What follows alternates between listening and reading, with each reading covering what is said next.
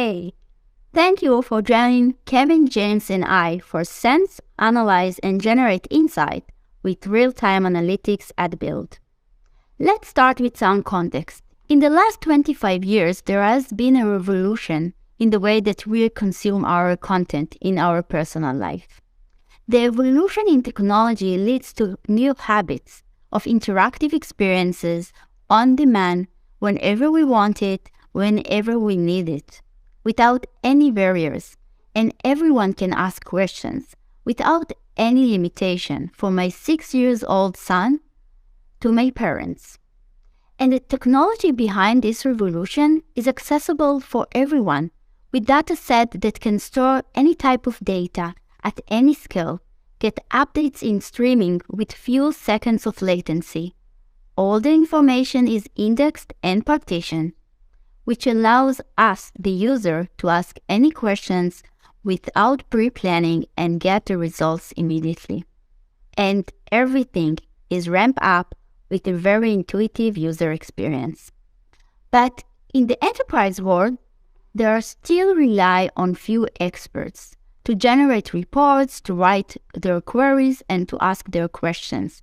All the other people in the organization has a strong dependencies on those experts, with long waiting lists and outdated data. And the answer for that in the enterprise world is Fabric Real-Time Analytics. Fabric, as you already know, is a SaaS data and AI portfolio. All the experiences are fully integrated with one logical copy. One logical copy means that once you bring the data one time, it's accessible to all the experiences to run processes and action without additional effort. And specific in real-time analytics, there is the streaming capability that provides the information into Fabric in a couple of seconds of latency from ingestion to query, and everything is indexed and partitioned, including structured data, semi-structured like JSON and arrays, and also free text like chats. And once everything is partitioned and indexed, you can ask any question by everyone in the organization and get results in sub-seconds. And also, real-time analytics is fully integrated with the other experiences, so you can run also notebook and other experiences on top of this information because it's accessible for everyone with the one logical copy. With Fabric Real-Time Analytics solution, organization can consume torrents of data, unlimited scale up their work with storage, CPU, number of queries, and number of users. On data in motion to empower business analysts to enable data to everyone at the organization, from the citizen data scientist to the advanced data engineer. And the most common scenario for real-time analytics is time-based experiences like IoT event and log analytics, including but not only gas and oil, automotive, cyber and security, smart cities, manufacturing, and many, many more. This is the most common usage pattern. Get data from any source, ingest it with event stream into KQL database. With one logical copy, the data is available also to the other experiences like data warehouse and lakehouse, and we can consume it with Power BI report, with notebook, and of course with KQL query set. Now, let's move directly to see an end-to-end demo together with Kevin and James. And the COO of a taxi company in New York City, Daphne is interested in a better understanding the use and defining opportunities to utilize it. Her understanding is that she will need to collect all rights at the beginning and run questions on the data that she will gather. So the first thing that she will need to do is to create a KQL database. This is an analytic database that can scale up to exabytes of data and thousands of queries and users. It can support structured data, semi-structured, and free text. Everything is indexed and partitioned, allowing Daphne to run any query and get fresh results immediately. The first thing that we need to do is to connect the writes into this database with event stream. Kevin. Thanks, Sophia. Event Streams provides the ability to ingest, transform, and route millions of incoming events in real time using a simple no-code designer. That data can be change data capture events, telemetry data, clickstream events, IoT data, and plethora of other event sources that are constantly being generated all around us. Let's create a new event stream. We'll call it Taxi Event Stream. After the event stream is created, you are taken to the no-code canvas. You would first start by adding an event stream source. Here you can see you have a number of source options. A custom app source creates an endpoint that allows clients using the Kafka API, for example, to send events directly to this event stream. Azure Event Hub's source will consume events in real time from an existing Azure Event Hub. Sample Data Source allows you to choose from various samples datasets that allows you to quickly leverage and test your event stream. Let's select Sample Data. In the sample source, you can select from either Yellow Taxi Ride events or Stock Market events. Let's select the Yellow Taxi sample data. This will continuously ingest Yellow Taxi event data. Let's call the source Taxi Sample Events and click Create. Selecting the Data Preview tab allows you to preview the incoming events into the stream where we can see the sample data flowing into the stream. Now let's add a destination. A custom app destination provides an endpoint where a Kafka client, for example, can consume the events from this event stream. You can also route the events into a lakehouse table, or you can route the events to a KQL database. Let's take a look at the lakehouse destination. Sending events to a lakehouse will automatically convert the events into Delta Lake format. Let's give the destination a name, select the workspace, select the lakehouse, and enter in the table name where I want to route the events to. You can then choose to add an event stream processor. This will create a no-code stream processor that can filter, transform, and aggregate events before landing into your lakehouse table. This transformation and filtering can eliminate the need to store extra copies of your data in bronze format if you're used to thinking in medallion architectures and data warehousing. I can change the type of incoming fields. I will change the trip distance from a string to a float. I can also only select the columns and with the names that I want to use in my lakehouse. You can also add different operators to manipulate the incoming stream, such as aggregate, which allows you to create time windows with summations, counts, averages, min or max, for example.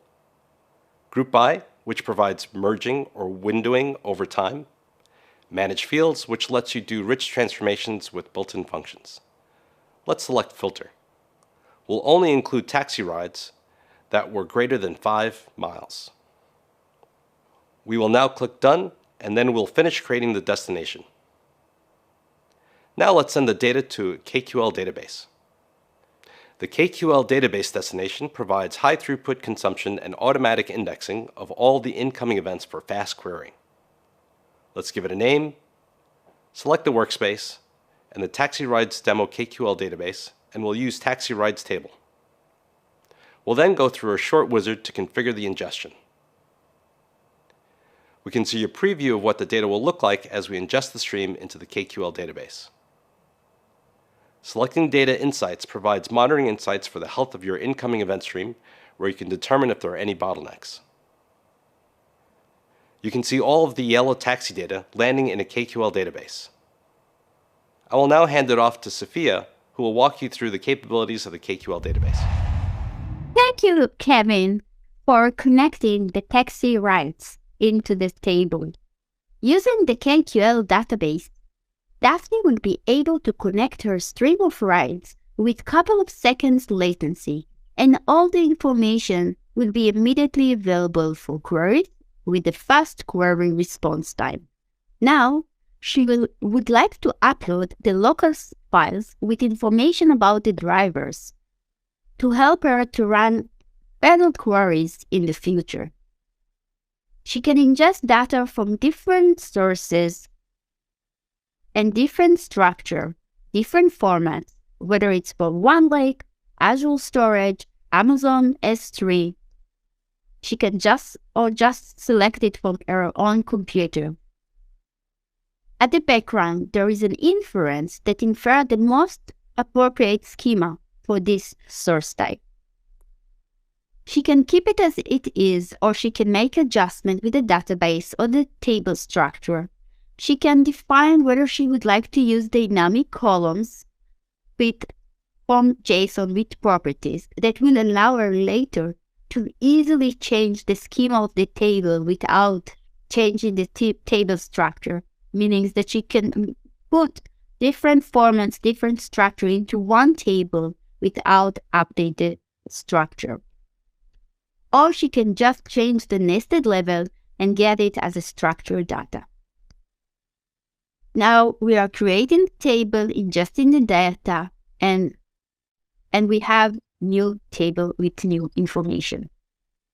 This is the database editor, one location to manage and control KQL databases. Everything is available with simple user experience and fast response time. I can get into the list of tables to a specific tables to see the size, the schema. I can manage the database. I can manage the table. And I can start and run queries on top of it. I can select to run one of the pre-generated queries that are the most useful syntax. I can write my own queries and utilize and leverage the capabilities of this IntelliSense, and to see how the vendors are distributed. And I can also add visualization to make it even simpler for me. And equivalent, in addition, I can run those queries in SQL if I prefer to do it like that. And both of them are supported, the KQL side by side to the SQL. And I can save it as a KQL query set. The KQL query set is the one place to run analytics. I can run complicated analytics or simples. I can share it with my colleagues, with my team members. I can save it to myself for future work. And coming soon, we will add also visualization and Copilot, the HV. She has it in one of the lakehouses. So she can just create a shortcut into this database and easily join between the different tables into one unified analysis. And can go here, create a shortcut, select the relevant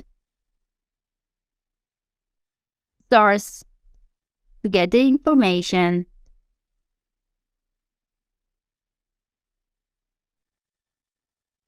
and immediately, in a couple of seconds, I have a shortcut to the OneLake table, and I can join between the different sources. I just moved to a KQL database that I have created a couple of days ago with high volume of the text-derived stream.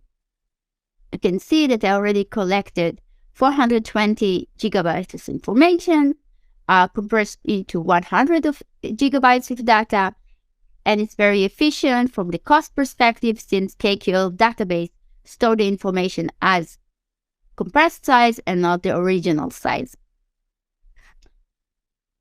At this point, I will open one of the KQL queries that I have prepared and start to run the query. First, I would like to understand the size of the data set. I have 1.5 billion of records. I am running to understand the distribution over the day. This is the distribution of the write during the weekdays. Now I would like to see the time series of the 1.5 billion of records. And I can also see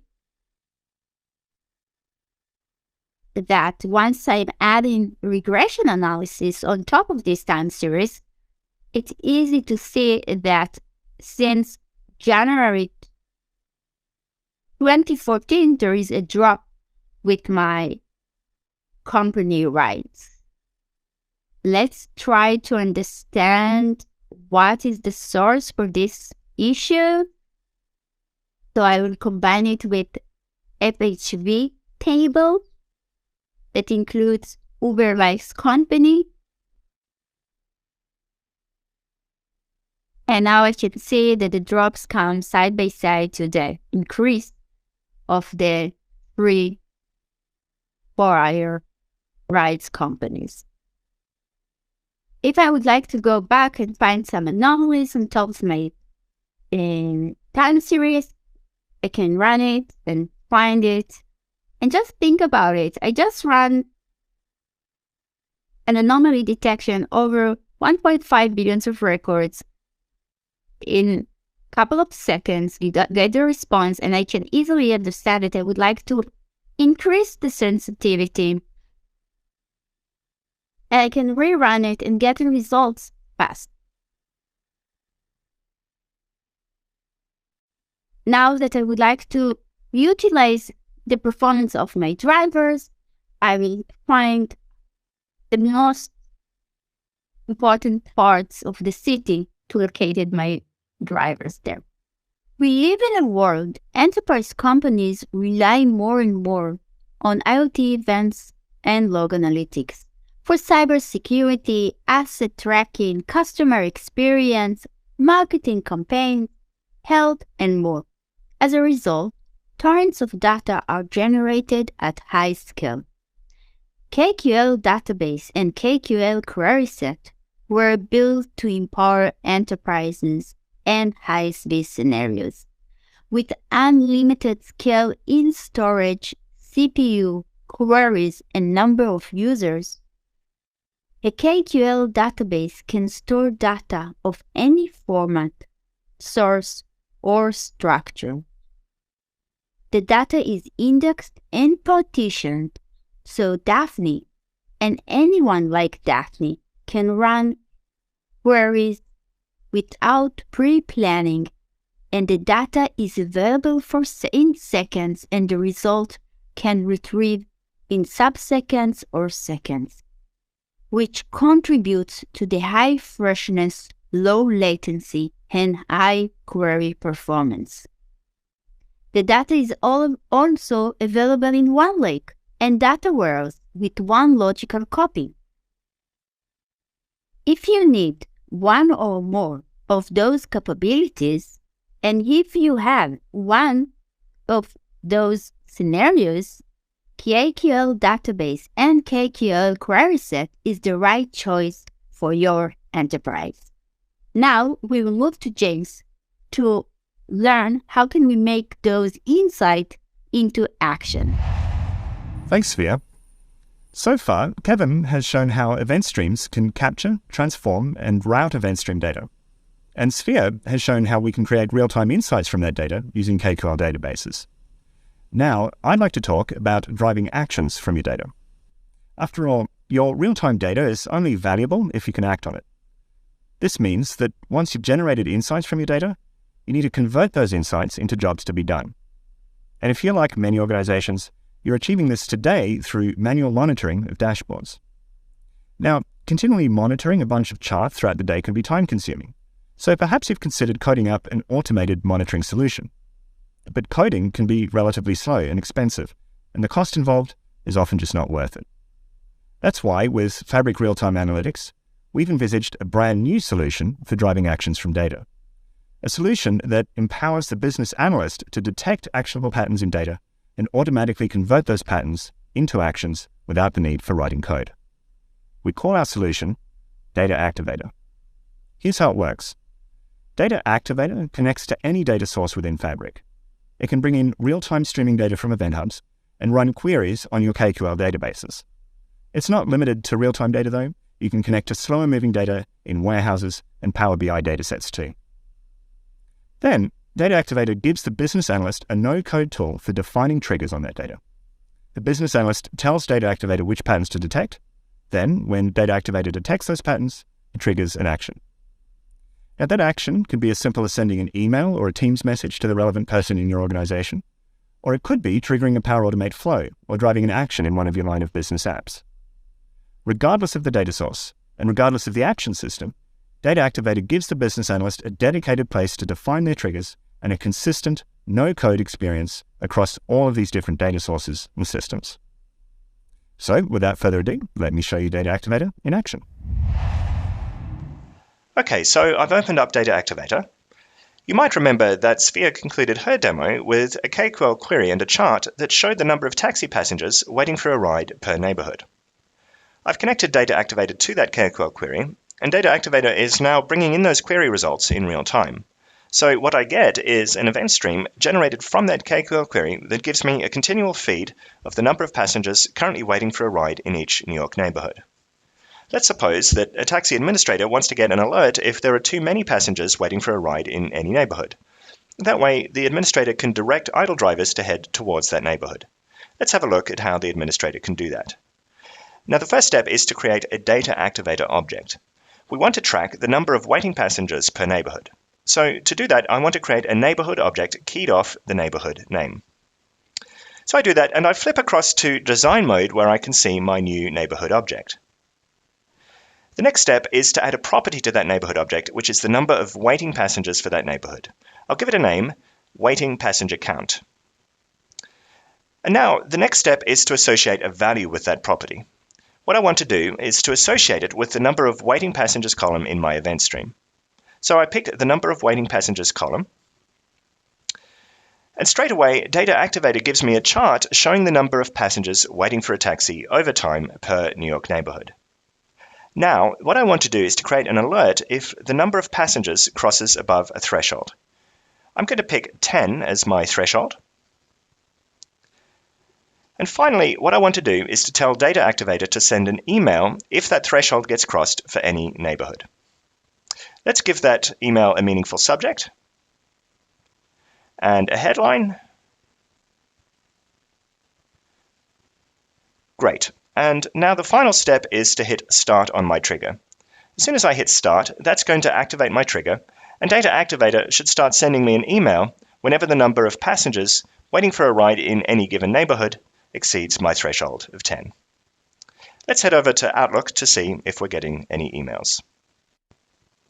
And opening up my Outlook, I can see that I've already received an email warning that there are more than 10 people waiting for a ride in the Soho neighborhood. Terrific! So in just a couple of minutes, I've been able to convert a real-time streaming data feed into actionable email alerts using a simple, no-code experience. As a final step, I'll show you how to build a Data Activator trigger from a Power BI report. Here's a Power BI report that shows search activity for our taxi company. The taxi administrator wants an alert if there are too many unsuccessful ride searches in any neighborhood. So I'll filter the report to show unsuccessful ride searches. Next, I click Trigger Action on a visual to begin creating a Data Activator trigger. Now I'll set up a trigger that checks every hour for each neighborhood if there are more than 10 unsuccessful ride searches per neighborhood. And we're done. And as we continue to build out Data Activator, we'll be expanding it to include more types of data from Fabric. We'll also be expanding it to detect not just threshold conditions, but many types of patterns over time. All this will be accessible to that simple, no-code experience that you've just seen. Now, Data Activator is currently in preview, so if you like what you saw today, I'd encourage you to sign up for the preview. You can do that by visiting the link that you can see on the screen right now. We'd love to hear from you. Thanks very much, and I'll now hand back to Sphere to wrap up. Thank you, Kevin and James. I enjoyed the demo so much, and I hope that you enjoy it as well. With Fabric Real-Time Analytics brings technology evolution into enterprises. We will be able to have interactive experiences whenever we want, whatever we need. Without the barriers, without to rely on experts, we will be independent. We will have the ability to ask any type of question on our data and get immediate response and answers. So if you would like to hear more, you are more than welcome to meet with us in person at the Expert Zone. And in the meanwhile, thank you for joining us and enjoy the rest of the event.